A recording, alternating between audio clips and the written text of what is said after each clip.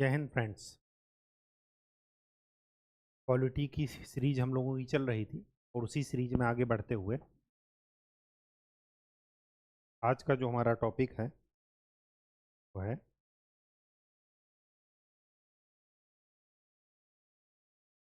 आज का जो हमारा टॉपिक है जुडिशरी सिस्टम हमारा चल रहा था और उसमें हमने अधीनस्थ न्यायालय, सबऑर्डिनेट डिस्ट्रिक्ट कोर्ट्स, ये हमने देख लिए थे।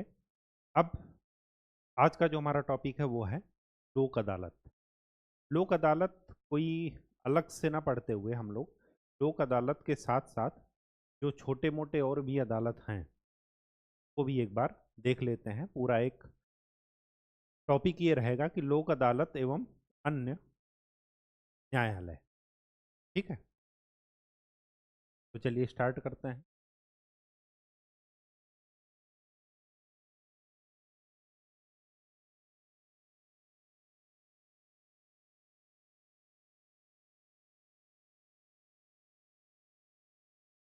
एवं अन्य न्यायालय।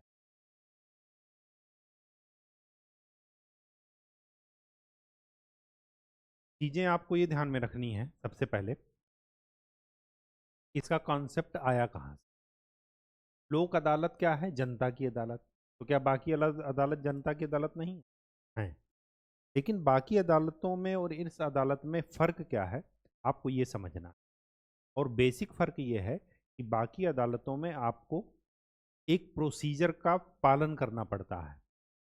आप मुकदमा दायर करेंगे, उस मुकदमे का नंबर कब जा कर के आएगा, दोनों तरफ से वकील होंगे, प्रक्रिया खर्चीली, उबाऊ और तो और एक तरीके से समय जो है काफ़ी ज़्यादा लग जाता है न्याय मिलने। तो उस प्रक्रिया को खर्च कम करना, त्वरित न्याय उपलब्ध कराना और तो और मुकदमेबाजी, लड़ाई झगड़े के चक्कर में ना फंसते हुए एक समझौते पर आकर के मैटर को रिजॉल्व करना, मैटर को, मुद्दे को समाधान करना, मुद्दे का समाधान करना, ये इसका बेसिक पर्पज़ है।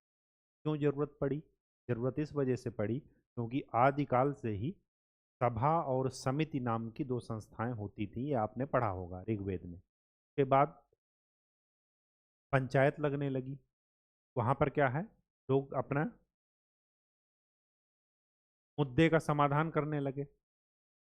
धीरे धीरे चीज़ें आते हुए जब ब्रिटिश शासन आया तो उसमें ये कहा गया कि ये इस कानून का, इन पंचायतों के निर्णयों का कोई जो है लीगल महत्व तो नहीं है। क्यों? क्योंकि चीज़ें जो है ऑन पेपर होने लगी। लोगों का जबान का विश्वास, लोगों की बातों का विश्वास वो कम होने लगा, लोग मुकरने लगे। तो चीज़ें क्या होने लगी? रिटर्न में आने लगी, लीगल सिस्टम आने लगा। आज भी लोग कहते हैं ना कि रिटर्न में लिख करके दीजिए, उसी की वैल्यू है, जबान से कहने से कुछ नहीं होगा। तो ठीक वैसे ही यहाँ पर भी है।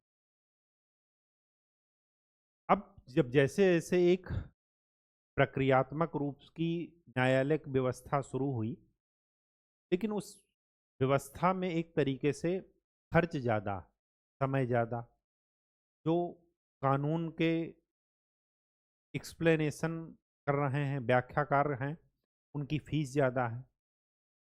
लोगों को जो है तुरंत न्याय नहीं मिल पाता। आज भी आप लोग देखे होंगे कि कितनी सारी कोर्टों का प्रावधान किया गया है, लेकिन फिर भी सुप्रीम कोर्ट में भी 1.5 लाख से ज़्यादा केसेस पेंडिंग हैं। तो ये कहा गया कि हर चीज़ मुकदमेबाजी में न ले जा करके आपसी समझौते पर बात, मैटर को रिजॉल्व किया जाए, मुद्दे का समाधान किया जाए। और उसी के परिप्रेक्ष्य में बना क्या? लोक अदालत। पर्पज क्या है? त्वरित न्याय वाली व्यवस्था। न्याय तो यहाँ पर एक वर्ड मतलब लीगल टर्म में यूज किया जाता है। वैसे न्याय ना होकर के क्या है, मतलब लड़ाई झगड़ा से, मुकदमेबाजी से मुद्दे को सॉल्व ना करके आपसी समझौते से मुद्दे को सॉल्व करना, आपसी समझौते से लड़ाई झगड़ा ना करते हुए बीच बचाव का रास्ता निकालना, ये है क्या काम? लोक अदालत। शुरुआत कहाँ से हुई? शुरुआत हुई, आदिकाल वाला रेफरेंस तो है ही है, सबसे पहली लोक अदालत बनी थी गुजरात में 1982 में, और इसका रिजल्ट काफ़ी अच्छा रहा, शुरुआत हुई। अब ये आलम ये है कि 1987 में इसको लीगलाइज करने की बात की गई, वैधानिक दर्जा प्रदान करने की बात की गई। तो 1987 में एक अधिनियम आया, इसको बोलते हैं NALSA, NLSA, national legal service act, राष्ट्रीय विधिक सेवा अधिनियम।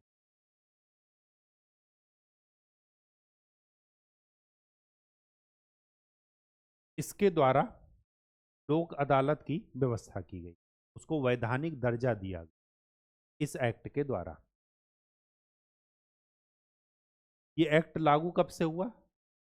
1992 से।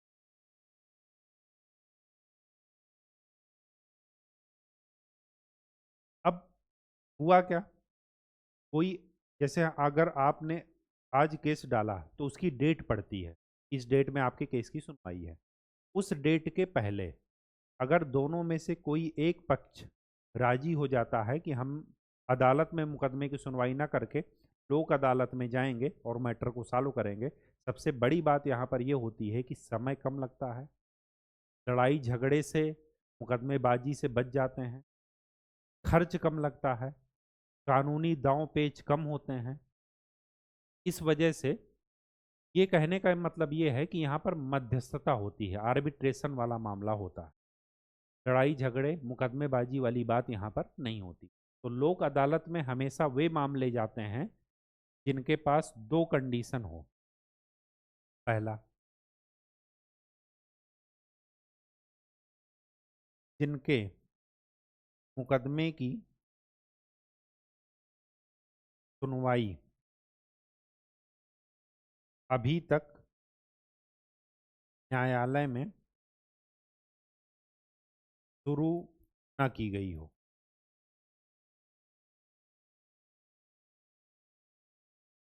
मतलब उन्होंने मन बनाया, केस किया, और उसके बाद उस केस की अभी डेट नहीं पड़ी है, उसके पहले ही उन्होंने क्या किया, एप्लीकेशन दे दिया कि हम लोक अदालत में जाएंगे। दूसरी बात, यदि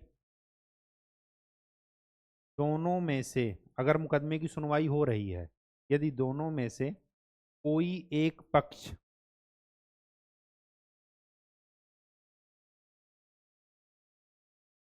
लोक अदालत के लिए प्रार्थना करता है या अर्जी देता है कि हम मामले को लोक अदालत में ले जाएंगे, यहाँ पर कोर्ट में हमें सुनवाई नहीं करानी। अब यहाँ पर आपको ये ध्यान में रखना है कि जो दूसरी वाली कंडीशन है, पहली वाली कंडीशन में तो कोई दिक्कत नहीं, दूसरी वाली कंडीशन में यह है कि ऐसा मामला ही लोक अदालत में जाएगा जो कि नॉन कंपाउंडेबल है,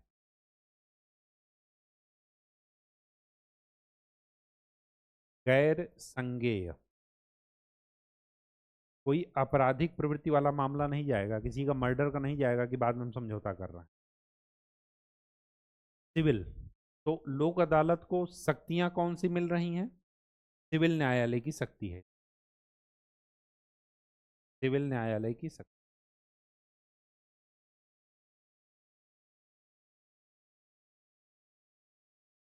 CRPC 1908, अब तो खैर वो हो गया, भारतीय न्याय संहिता हो गया, इसको लिखने का कोई मतलब नहीं है। ठीक है, सिविल न्यायालय की शक्ति इनको मिल रही है। दूसरी बात आपको ये ध्यान में रखना है कि इसका जो फैसला होता है, फैसला, ये मोस्ट इंपॉर्टेंट बात है।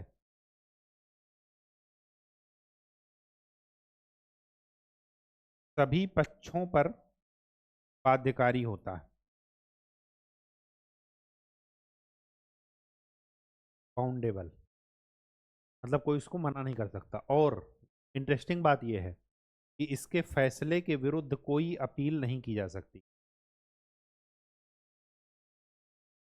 क्यों? क्योंकि यहाँ पर मुकदमा नहीं चलता, यहाँ पर तो समाधान निकाला जा रहा मध्यस्थता करके, बीच बचाव करके। तो यहाँ पर जीत और हार का कोई प्रश्न ही नहीं है। जब जीत और हार का कोई प्रश्न नहीं है तो कभी भी उसकी अपील नहीं की जा सकती। तो इसके फैसले के विरुद्ध किसी भी न्यायालय में, ये मोस्ट इम्पॉर्टेंट है, किसी भी न्यायालय में कोई अपील नहीं की जा सकती, कोई अपील नहीं की जा सकती।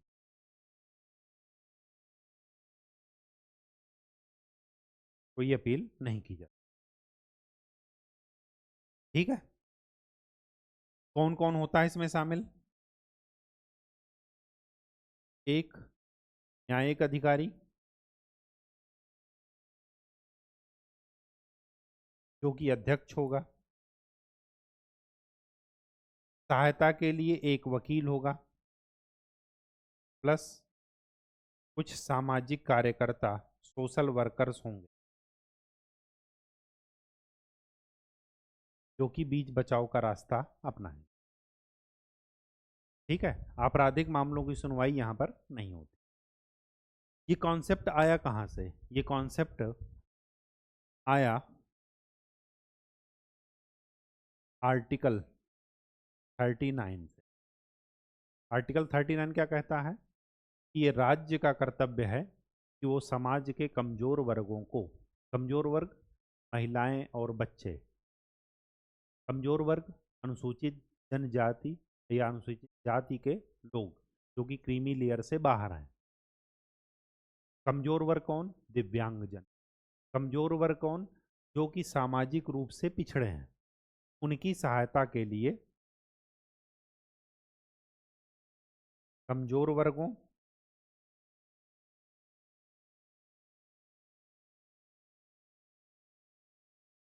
सहायता के लिए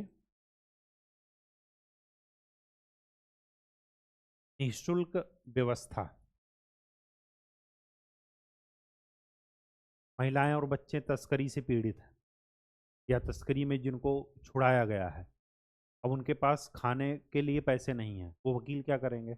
उनके लिए सरकार क्या कर रही है? फ्री जो है व्यवस्था कर रही है न्याय मिलाने की।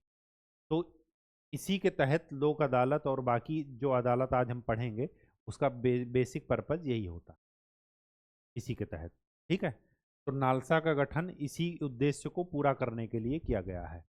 हर एक कोर्ट में, जैसे राष्ट्रीय लेवल पर नालसा है वैसे ही स्टेट लेवल पर राज्य विधिक सेवा प्राधिकरण होगा। ठीक है, अथॉरिटी। हाँ, एक चीज, ये अथॉरिटी है।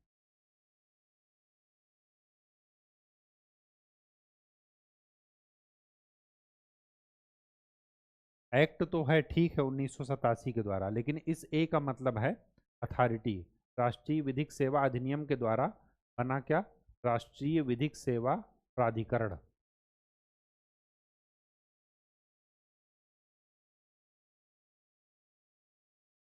अथॉरिटी। इसी तरह राज्य के लेवल पर राज्य विधिक सेवा प्राधिकरण बना, और जिला के लेवल पर जिला विधिक सेवा प्राधिकरण बना। ठीक है, ताकि एक हायरार्की क्या रहे? बनी रहे। तो आर्टिकल 39 नालसा और इनके द्वारा इन तीन संस्थाओं की स्थापना। ठीक है, हर एक कोर्ट में आपको ये संस्थाएं मिलेंगी। ठीक है, चलिए अब बात आती है लोक अदालत के प्रकार।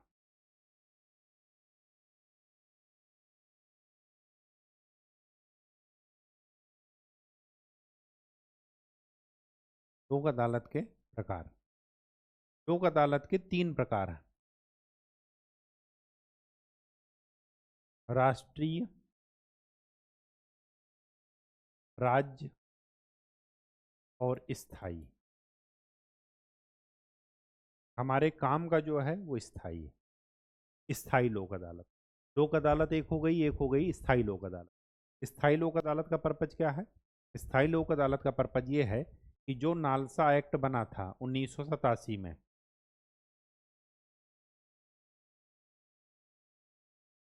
इसमें संशोधन किया गया और 2012 में क्या किया गया? सार्वजनिक उपयोगी सेवाओं से जुड़े मामलों के लिए इसका गठन किया गया? स्थायी लोक अदालत। ठीक है, इनसे संबंधित मैटर कहाँ जाएगा? स्थायी लोक अदालतों में। अब राष्ट्रीय और राज्य में क्या है? राष्ट्रीय का मतलब है कि एक ही दिन में नीचे से लेकर के ऊपर तक सारी अदालतें जो है एक साथ एक दिन में लगाई जाएं, जैसे महीने में 1 या 2 दिन ऐसा होता है। इसी तरह राज्य के स्तर पर पूरे राज्य में एक साथ हो जाए तो वो राज्य लोक अदालतें हैं, लेकिन स्थायी लोक अदालतें विशेष हैं, इन दोनों से अलग। ये परमानेंट हैं, स्थायी इसी वजह से कहा गया। लेकिन ये कौन से मुद्दे देखेंगी? सार्वजनिक उपयोगी सेवाओं से संबंधित मुद्दे।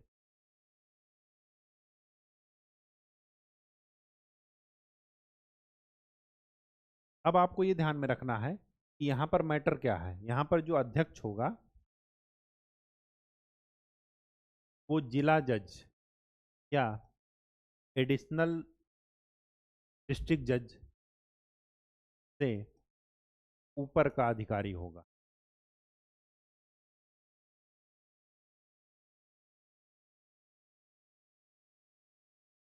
ठीक है, मतलब वो इस पर, इन दोनों पदों पर वो रह चुका हो।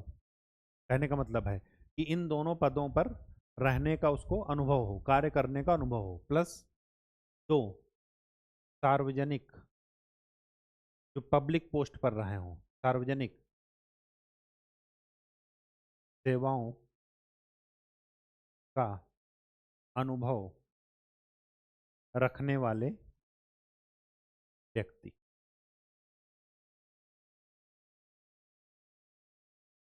ठीक है,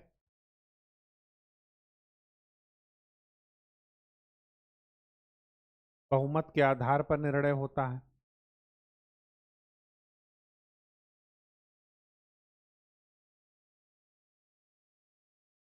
यहाँ पर इसका जो लिमिट है कि कौन से मामलों पर ये सुनवाई कर सकते हैं, जैसे जैसे आपने कंज्यूमर फोरम का नाम सुना होगा, वो इसी का एक टाइप है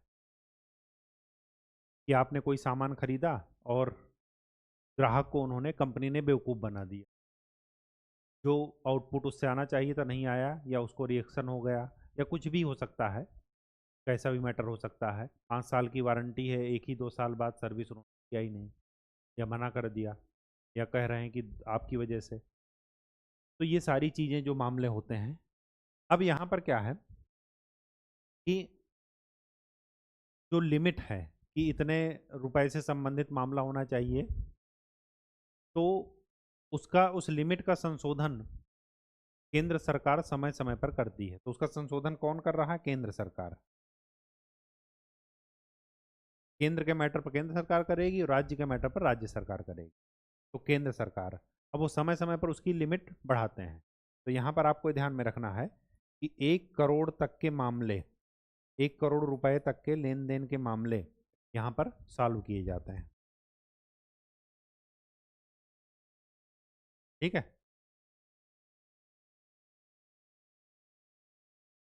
और इसको तय कौन करता है? केंद्र सरकार। कहानी समझ में आ गई? कोई दिक्कत? कोई दिक्कत नहीं होनी चाहिए।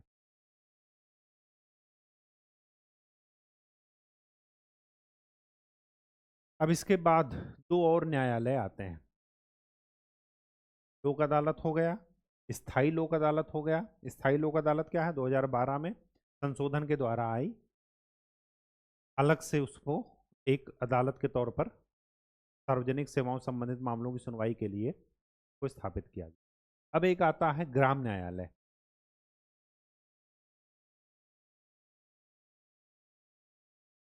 और दूसरा आता है परिवार न्यायालय।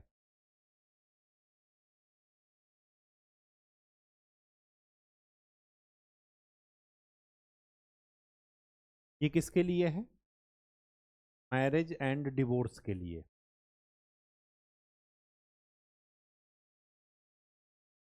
ठीक है।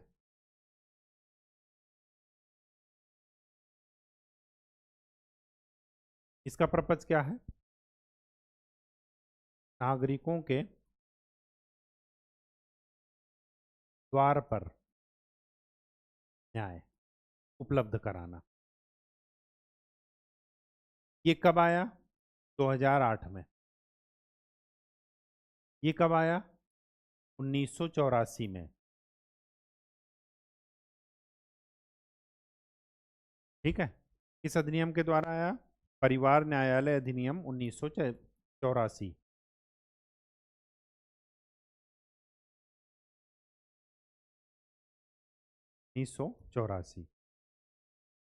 ये ग्राम न्यायालय अधिनियम 2008। ग्राम न्यायालय अधिनियम 2008।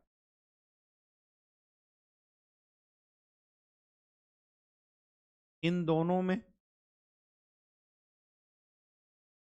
जो न्यायालय का गठन है वो कौन करेगा?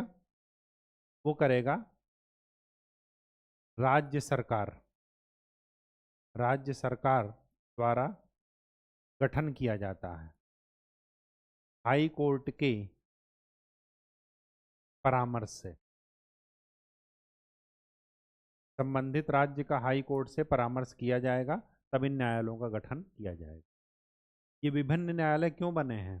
ताकि जो अपनी न्यायपालिका है, जो अपनी न्याय व्यवस्था, उस पर मुकदमों का बोझ क्या किया जा सके, मुद्दों का बोझ कम किया जा सके। इसी वजह से कैट बना, इसी वजह से अधीनस्थ न्यायालय हैं, ताकि हायरार्की बनी रहे। ठीक है, एक ही जगह पर चीजें जाकर के इकट्ठी ना हो जाए। ठीक है, बात समझ में आ गई? अच्छा, ये जो परिवार न्यायालय है ये मिनिमम 10 लाख की जनसंख्या पर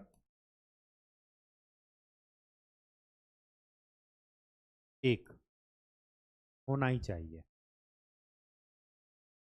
ठीक है। दूसरी बात, केवल एक अपील की जा सकती है इसके निर्णय के विरुद्ध। ये बहुत इंपॉर्टेंट है। लोक अदालत के निर्णय के विरुद्ध कोई अपील नहीं की जा सकती। परिवार न्यायालय में क्या है कि एक अपील की जा सकती है। कहाँ पर? ओनली हाई कोर्ट में। बस एक ही अपील की जा सकती है, उससे ज़्यादा अपील नहीं कर सकते। मतलब हाई कोर्ट से सुप्रीम कोर्ट नहीं जाएंगे। ठीक है, जब तक कि कुछ मौलिक अधिकारों या दूसरी किसी बात की बात ना हो। खाली विवाह और तलाक वाले मैटर पर परिवार न्यायालय की बात की जाएगी। अच्छा, आप ये सोचिए कि परिवार न्यायालय की जरूरत क्यों पड़ी? परिवार न्यायालय में कभी भी कानूनी दाव पेंच विशेषज्ञता का मतलब कोई है ही नहीं। वहाँ पर क्या है कि जो सामाजिक ताना बाना है उसके अनुसार चीज़ें सही से चलें। वहाँ पर कानूनी विशेषज्ञता की ज़रूरत है ही नहीं। वहाँ पर किसी के अधिकार की बात है, सामाजिक ताना बाना बना रहे उसकी बात है। कानूनी दाव पेंच की वहाँ पर लड़ाई ही नहीं है। ठीक है। तो जो परिवार न्यायालय में हैं लोग, वो क्या हैं? सोशल वर्कर ज़्यादा होते हैं, जिनको कि एक समाज का में कार्य करने का काफ़ी ज़्यादा अनुभव हो। ठीक है। और बाकी कानूनी दाव पेंच के लिए तो एक जज रहेंगे ही रहेंगे। ठीक है, न्यायिक अधिकारी। सबसे ज़्यादा जो परिवार न्यायालय हैं वो कहाँ हैं? यूपी में, मध्य प्रदेश में और बिहार में। ये इनकी संख्या है। ठीक है।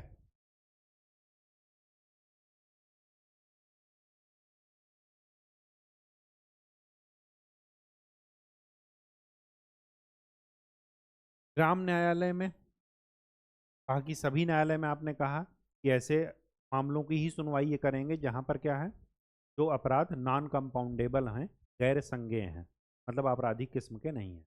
यहाँ पर क्या है, यहाँ पर आपको ये ध्यान में रखना है। अच्छा, बाकी सभी न्यायालयों के पास क्या है, आपराधिक मामलों की सुनवाई के अधिकार नहीं है, ना आपराधिक मामले वहाँ पर चलेंगे, सब सिविल कोर्ट, सब जो है सिविल प्रक्रिया संहिता के द्वारा बंधे हैं। अब तो है भारतीय न्याय संहिता, लेकिन ग्राम न्यायालय में क्या है कि सिविल और क्रिमिनल दोनों केस चल सकते हैं।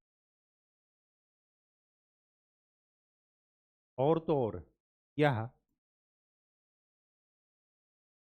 सिविल प्रक्रिया संहिता सीपीसी के द्वारा बंधा नहीं है।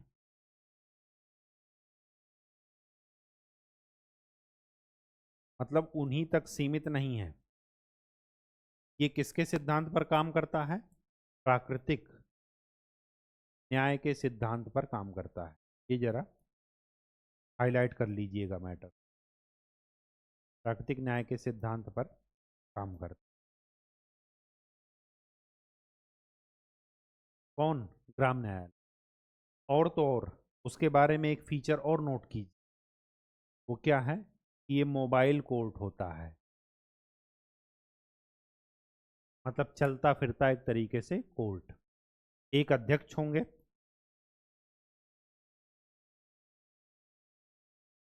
प्लस एक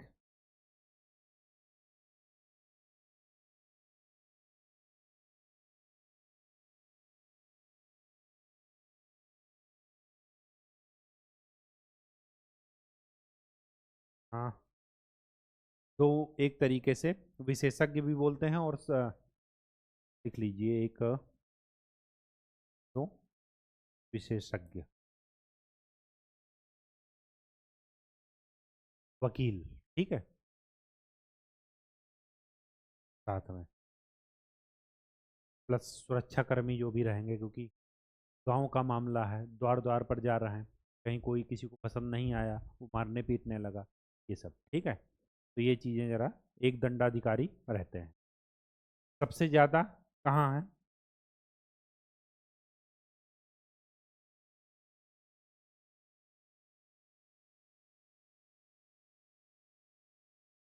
एमपी, राजस्थान और महाराष्ट्र। इंटरेस्टिंग बात क्या है, अगर आप यूपी पीसीएस की तैयारी कर रहे हो, तो यूपी में 100, मतलब 100+, 104 के रूप में अधिसूचित हैं, 104 नंबर्स, मतलब जिनका जो नोटिफाइड है, और वर्किंग कितने हैं, तो ये भी एक क्रिटिसिज्म नोट कर लीजिए, ठीक है, ताकि चीज़ें आपको आंसर लिखने में दिक्कत ना हो। ठीक,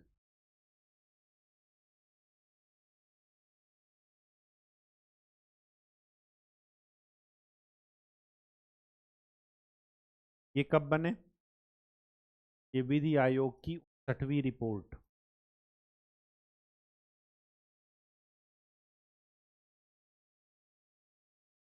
और ये विधि आयोग की 114वीं रिपोर्ट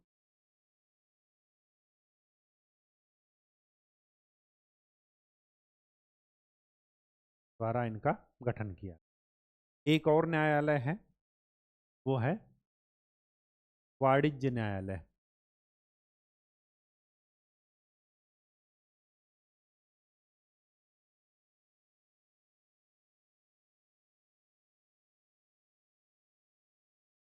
वाणिज्यिक न्यायालय, व्यापार से संबंधित कोई अगर वाद विवाद होता है तो वही है, नालसा ही है। 2008 में संशोधन करके ग्राम न्यायालय बना दिया गया, 2015 में संशोधन करके वाणिज्यिक न्यायालय बना, ठीक है।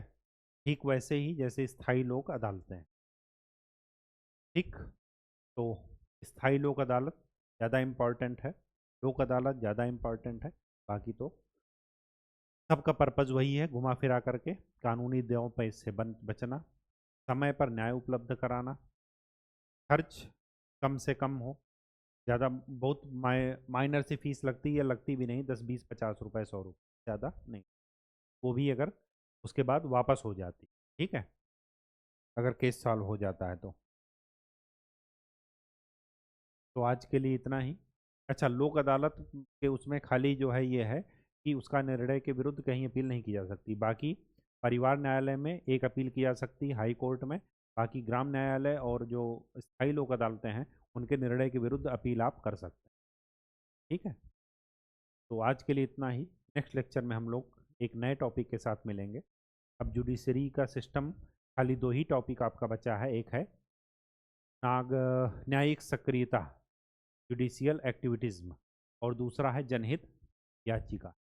ये दोनों चीज़ें हमें बतानी है। उसके बाद जुडिशरी का पोर्शन ओवर हो जाएगा, फिर हम लोग एंटर करेंगे पार्लियामेंट में संसद, ठीक।